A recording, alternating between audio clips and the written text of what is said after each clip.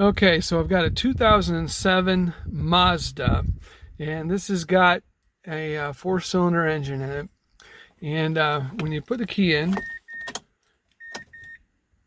you can hear the fuel pump kick on, but when you crank the engine, you get that. And that is the best it's going to do. I'll do it again, and this time it won't even fire.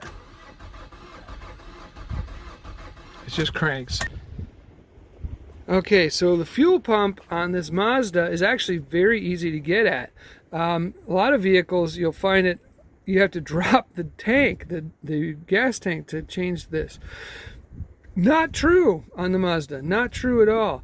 So what we need to do is we need to remove the back seat cushion. So I'm in the back seat of the vehicle here, and this cushion, and if you feel right about between the legs of where the driver's side passenger in the back seat would be sitting, you'll feel a clip right there.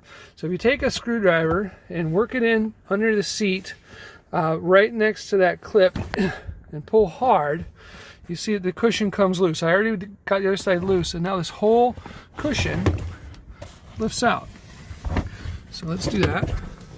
And you'll see there are two covers. This is the one that we're looking for. This is the one for where the fuel pump is. This is the one that we need to remove. Sorry about the background noise. So the next step is to remove those three, 1, 2, 3 screws, and we're going to pull that off. Okay, so just taking that last screw out there, and when you lift this up, be gentle, because there's not a lot of extra length on that wire. So you look here, there's the wire going in, and there it is coming out the underside, and your fuel pump is right under this cover. So first thing we got to do is unplug this lead right here. So squeeze that tab in, and that unplugs it, and now you can remove that cover back out of the way. And so literally all you got to do now is just get 1, 2, 3, 4, 5, 6, 7, 8 screws out all the way around, and this whole thing comes out, and you are good to go. Okay, before you remove all of the screws, you're going to want to get that pressure line off there. And this little tool here, you can buy these for just a couple bucks at most auto parts stores. And what we're going to do is you just put it around the line, and then you work it back under these seals right here, under these two little green tabs, that one and that one. You just push it back in there, and it releases those tabs. It opens them up, and the whole line just pulls off. Now, if you're not sure if that's been depressurized yet, you're going to want to cover it with a rag, something, because you don't want to get a face full of this. Some safety glasses would be a good idea. And since you're working inside your vehicle, I'd encourage you to have a nice, like an old towel, something that's not going to hurt you, hurt your feelings if you get it soaked in gasoline. But you sure don't want that squirting back in your face or spraying around the inside of your vehicle. So you want to make sure, if you're not sure if it's been depressurized, you want to make sure that you get that off there. Now, if your fuel pump is bad, odds are there's not much pressure in the line, but you're always better to be safe than sorry. So that's what you want to do, and we'll work that tool in there, and it'll pull these two little tabs right here. It'll push them out, which will allow them to slip past that little white ring you see there. That white ring right there, the tip of my finger, it'll push past that, pop this line off, and then you can remove this ring right here. Okay, there you go. So you can see when I pop this off, I got just that tiny little puddle, like almost no gasoline at all. There's almost nothing. The line's just empty. So clearly either the filter is plugged or that pump is bad, because the line's clean and this end looks pretty good. So clearly there's just nothing. There's nothing reaching this guy. It's just dead, empty. So there's just no fuel. So I think we're really on the right track with this. So now I just got to remove those last few screws, and we'll be able to take that ring off and pull the fuel pump out.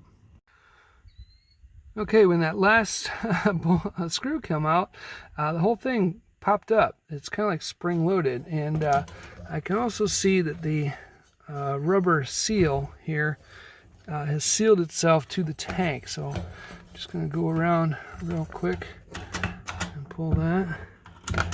And pull this whole thing right up and out of the tank here. Pull it out nice and straight. Whoops, I'm sorry, I didn't realize you couldn't see.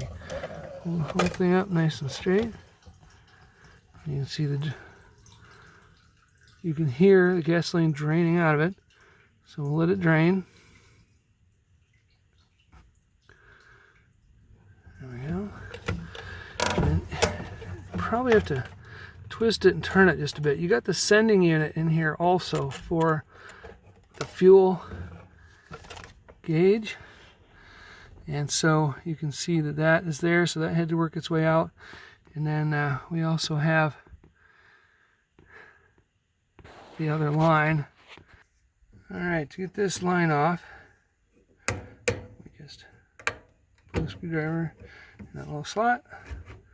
This clip slides up. Now that guy should just slide right off the end there.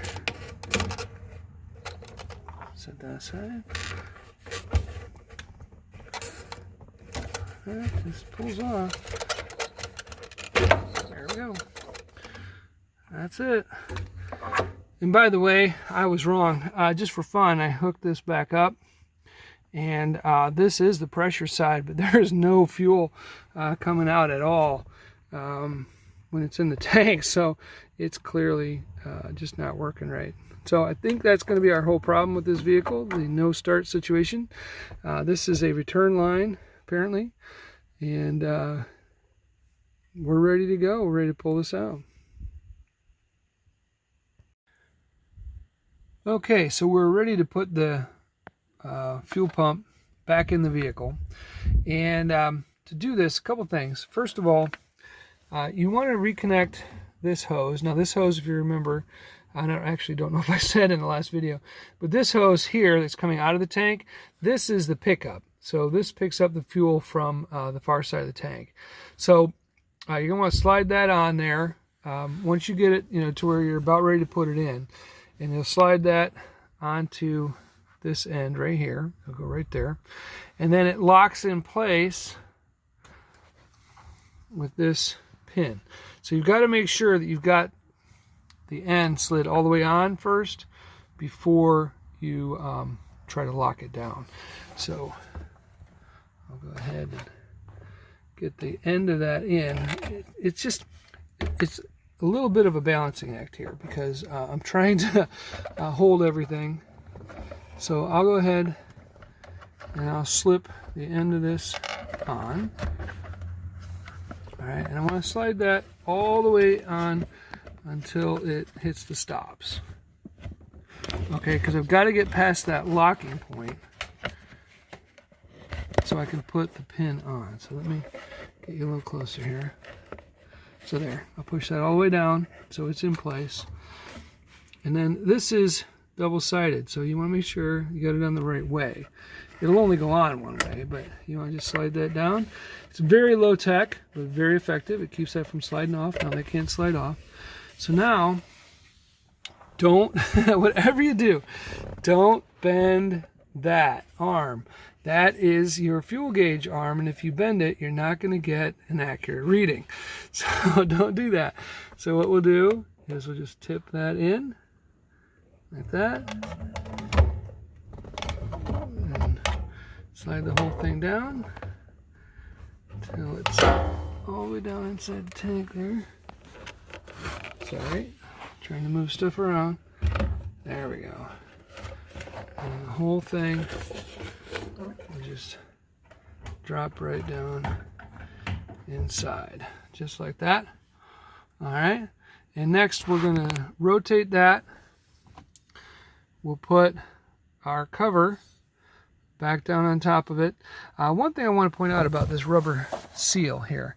So that seal has got these little spikes that stick out like that. And you just line those up with the holes like that. So it sticks through. And then just pull that tab until the rubber seal seats. which I'm trying to do one-handed. There it goes. And that's it. So now that seal is completely in place and ready to go back on.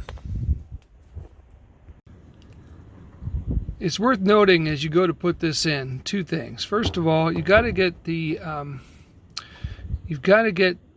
pump into its little pocket. There's a little pocket down at the bottom of the tank, and you want to make sure it's seated there.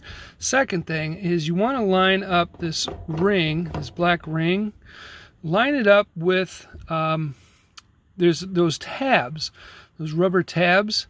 Well, they have a bottom too, and so they fit into the top of the pump. And so you just want to line all that stuff up, and then it all should line up with your holes. So you can see the holes lined up there, nice black spot, not a white spot. We want a nice lined up thread. We should be able to see the thread. And then lastly, don't hook up your fuel line until after you've got the ring in place, because otherwise, well, you'll figure it out real quick that was a bad idea. So, yeah. So I got the ring held down here. I'm going to get some screws started and we'll fasten her down. Okay, so I've tightened that ring down all the way around, and now this will just press in till it clicks. There you go. You heard that click, and it's secure. That's it. We are ready to plug the wire in and give it a test.